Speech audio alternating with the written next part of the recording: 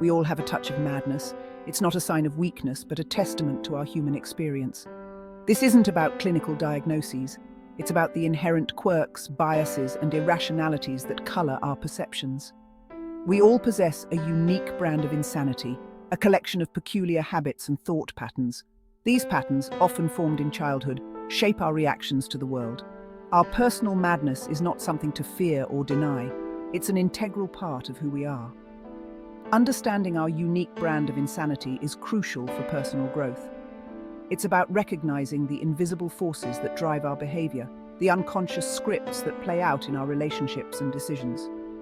By shining a light on these patterns, we gain a new level of self-awareness and, with it, the potential for change. Consider the friend who consistently pushes away those who get close, fearing vulnerability and emotional intimacy.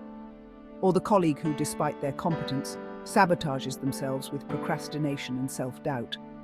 These behaviors, often baffling to the observer and the individual themselves, stem from deeply ingrained patterns of thought and behavior. They are manifestations of our personal madness. These patterns may seem irrational, even detrimental at times, but they were once adaptive mechanisms, developed in childhood as a way to navigate our early environments. They served a purpose, offering a sense of safety or control in a world that felt overwhelming. However, these patterns often become outdated, ill-suited for our adult lives. Recognizing their origins and their current impact is the first step towards unraveling their hold on us. Our childhood experiences, particularly within our families, play a pivotal role in shaping our unique brand of insanity. As children, we are incredibly attuned to our surroundings, absorbing information and developing coping mechanisms to make sense of the world. The family dynamic, with its unspoken rules and emotional currents, becomes our first classroom in human behavior. Imagine a child growing up with a parent who is emotionally volatile and unpredictable. This child might learn to suppress their own emotions, becoming hypervigilant to the moods of others as a way to anticipate and avoid conflict. This learned behavior, while serving a purpose in childhood, might manifest as an inability to form secure attachments later in life. Or consider the child who is constantly praised for their achievements, their worth tied to external validation. This child might develop a fear of failure, equating mistakes with a loss of love and approval. This pattern, ingrained in their psyche, might lead to perfectionism and an inability to celebrate their accomplishments. These early experiences shape our understanding of ourselves and the world. They mold our beliefs about trust, intimacy, self-worth, and what we can expect from others. These beliefs, often unconscious, become the invisible scripts that drive our behavior, influencing our relationships, career choices, and overall well-being. The key takeaway is not to assign blame, but to cultivate understanding. We are not prisoners of our past, but we must acknowledge the profound impact of our formative years. By understanding how our childhood experiences have shaped our present-day patterns, we can begin to rewrite the scripts that no longer serve us. We often live with a degree of disconnect between our internal world and the face we present to the world. We craft personas, carefully curated images of ourselves that we believe will make us acceptable, even lovable. But behind this mask lies our authentic self, complete with its complexities and contradictions. This disconnect is not necessarily a sign of dishonesty. It's a natural human tendency to seek approval and avoid judgment. We adapt to social situations, adjusting our behavior to fit in and avoid conflict. However, this constant performance can be emotionally taxing, leading to feelings of inauthenticity and a sense of being misunderstood. The danger lies in believing the mask to be the whole truth. When we deny or suppress parts of ourselves that we deem unacceptable, we create an internal conflict. This conflict can manifest in a variety of ways, from anxiety and depression to unhealthy coping mechanisms and strained relationships. Acknowledging our personal madness requires us to confront the mask we wear and the reasons we feel compelled to wear it. It's about asking ourselves difficult questions. What parts of myself am I hiding? Why do I feel the need to hide them? What would it take for me to embrace my authentic self? Confronting our personal madness is not a comfortable process. It requires radical honesty with ourselves, a willingness to look in the mirror and acknowledge the parts of ourselves we might prefer to keep hidden.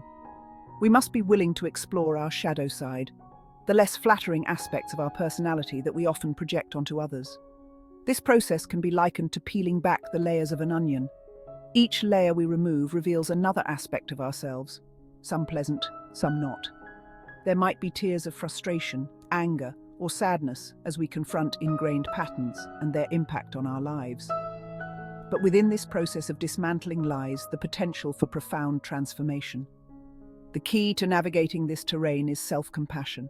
We must approach ourselves with the same kindness and understanding we would offer a close friend. This means accepting that we are all works in progress, perfectly imperfect in our own ways. It's about recognizing that our flaws and mistakes do not define us, but rather offer opportunities for growth and learning. As we become more aware of our personal madness, we gain a greater understanding of our triggers, our defense mechanisms, and the patterns that keep us stuck. This awareness empowers us to make conscious choices, to interrupt automatic reactions, and to respond to situations from a place of greater self-awareness. Section 5. The illusion of control. We often operate under the illusion that we are in complete control of our thoughts and actions. We believe that we are rational beings, making logical decisions based on objective information. However, the reality is far more complex. Our thoughts and behaviors are often driven by unconscious biases, emotional triggers, and deeply ingrained patterns that operate beneath the surface of our awareness. This illusion of control can be comforting. It gives us a sense of agency in a world that often feels chaotic and unpredictable. However, it also prevents us from fully understanding ourselves and the forces that shape our lives. We might find ourselves repeating the same mistakes, engaging in self-sabotaging behaviors, or feeling perpetually stuck without understanding why. Recognizing our personal madness requires us to relinquish the need for absolute control. It's about acknowledging that we are not always privy to the reasons behind our actions, that our subconscious minds play a significant role in how we experience and respond to the world. Letting go of the illusion of control does not mean surrendering to chaos. Instead, it opens us up to a more nuanced understanding of ourselves. It allows us to approach our inner world with curiosity rather than judgment, to observe our thoughts and feelings without immediately labeling them as good or bad, right or wrong. Section 6. The Art of Remembering. One of the greatest challenges in personal growth is the tendency to slip back into old patterns, even when we have gained awareness of their detrimental effects.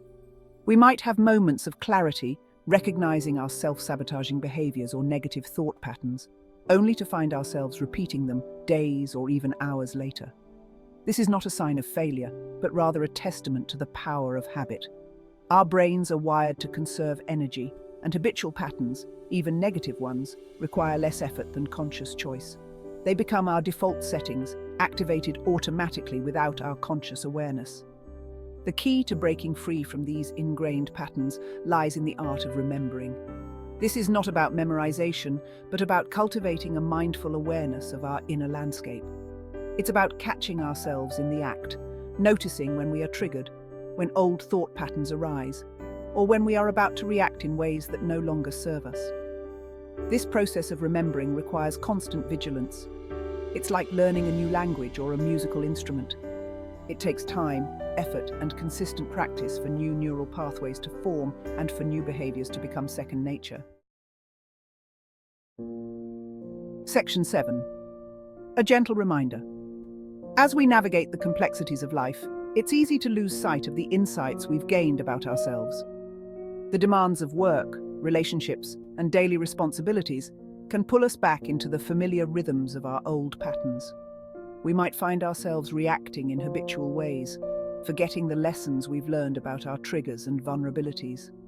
This is why it's essential to create reminders, gentle nudges that bring us back to the present moment and the awareness we've cultivated.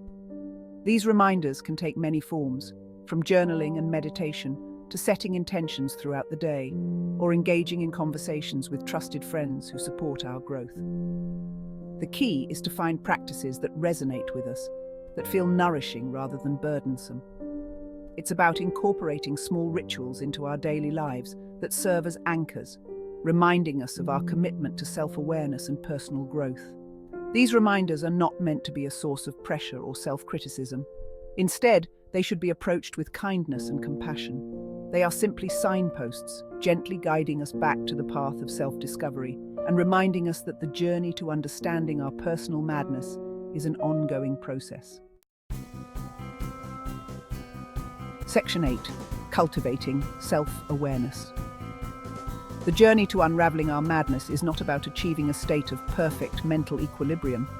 It's an ongoing process of self-discovery, a lifelong commitment to understanding the intricacies of our minds and how they shape our experiences.